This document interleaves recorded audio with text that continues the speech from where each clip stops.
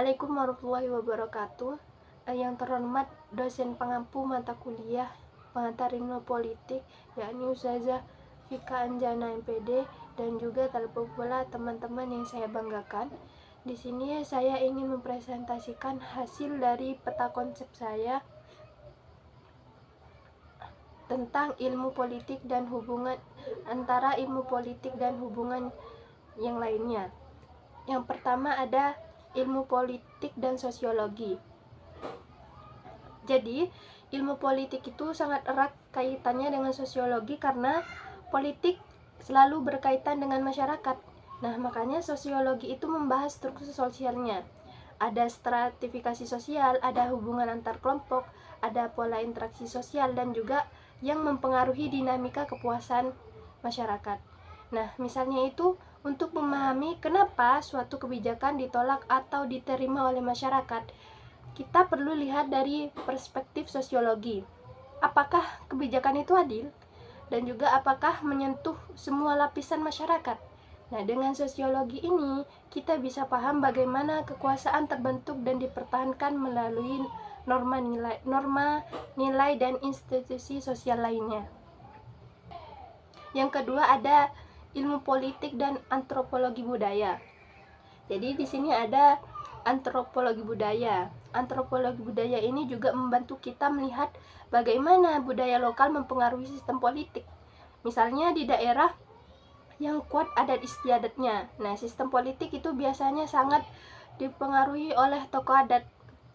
Ada nilai, ada simbol, dan kepercayaan masyarakat itu menentukan bagaimana mereka memandang kekuasaan dan para pemimpin. Dalam politik, penting banget memahami cara masyarakat berkomunikasi dan merespon kekuasaan berdasarkan tradisi mereka, adat-adat mereka.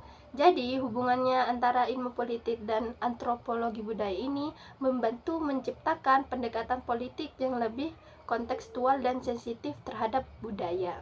Yang ketiga ada ilmu politik dan ilmu ekonomi. Jadi, ilmu ekonomi di dalam politik itu ibarat dua sisi mata uang.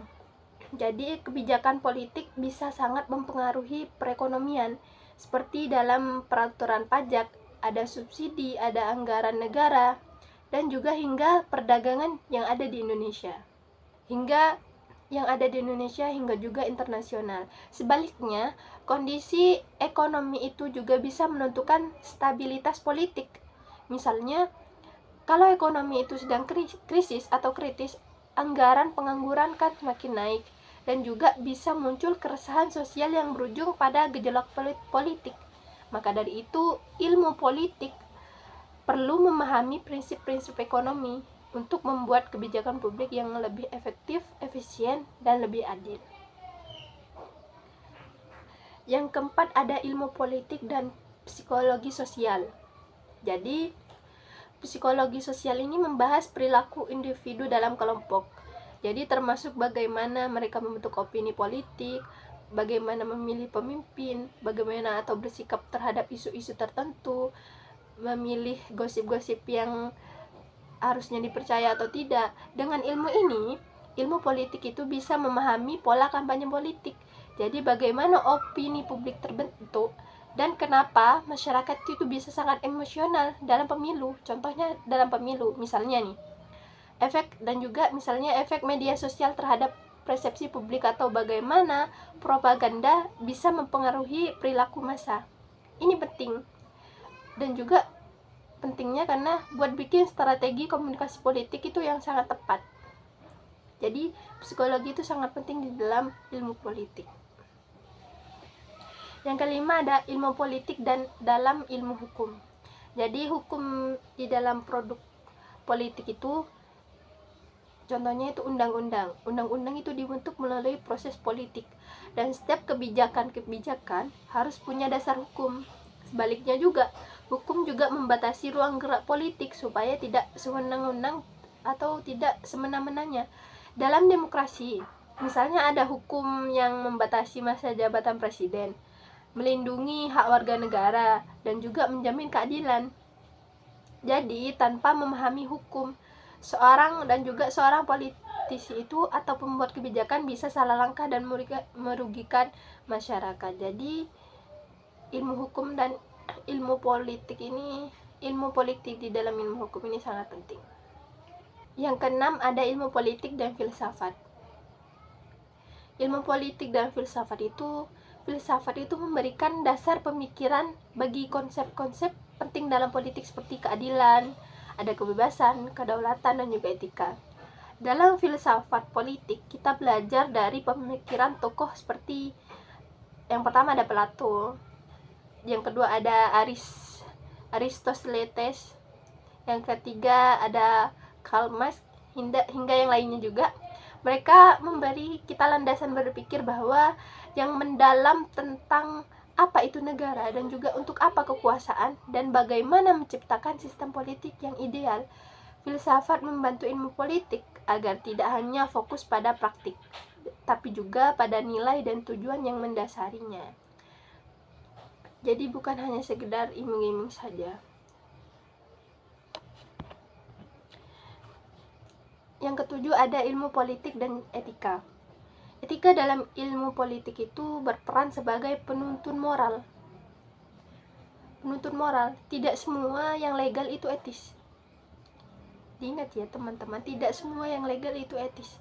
Misalnya, membeli suara secara terselubung, mungkin tidak ketahuan hukum, tapi jelas itu tidak etis. Etika membantu para politisi dan pembuat kebijakan untuk bertindak itu berdasarkan kejujuran, keadilan, dan kepentingan umum. Dalam dunia yang sering penuh intrik politik, penuh kritik, penuh netizen, etika itu sangat penting supaya politik tetap manusiawi dan berorientasi pada kebaikan bersama. Yang 8 ada ilmu politik dan sejarah. Sejarah adalah guru terbaik dalam politik. Karena dengan belajar sejarah kita bisa melihat bagaimana konflik, revolusi, atau kebijakan masa lalu berdampak pada kondisi politik hari ini atau masa lampau. Misalnya, untuk memahami sistem pemerintahan di Indonesia sekarang, kita harus tahu latar belakang kolonialisme, kemerdekaan, dan juga reformasi. Nah, sejarah itu juga membantu kita untuk tidak mengulangi kesalahan yang sama dan mengambil inspirasi dari keberhasilan yang masa lampau. Jadi kejadian yang masa lampau itu biar tidak terjadi lagi di masa depan, seperti itu. Yang terakhir ada ilmu politik dan geografi. Jadi, geografi itu menentukan batas wilayah, sumber daya alam, dan juga posisi strategis suatu negara. Hal ini mempengaruhi kebijakan politik sebagai pertahanan, distribusi sumber daya alam, dan juga hubungan internasional. Contohnya, karena di Indonesia ini pulaunya sangat banyak ya. Karena Indonesia juga negara kepulauan, politik itu membangun infrastruktur yang seharusnya memperhatikan konektivitas antar pulau. Selain itu, geografi juga berkaitan dengan isu-isu politik lingkungan, seperti pemanasan global dan juga pengelolaan hutan, seperti itu. Itu saja yang bisa dapat saya sampaikan. Itu adalah hubungan antara ilmu politik dan hubungan sosial lainnya. Cukup sekian dari saya. Apabila ada salah kata, mohon maaf sebesar-besarnya. Wassalamualaikum warahmatullahi wabarakatuh.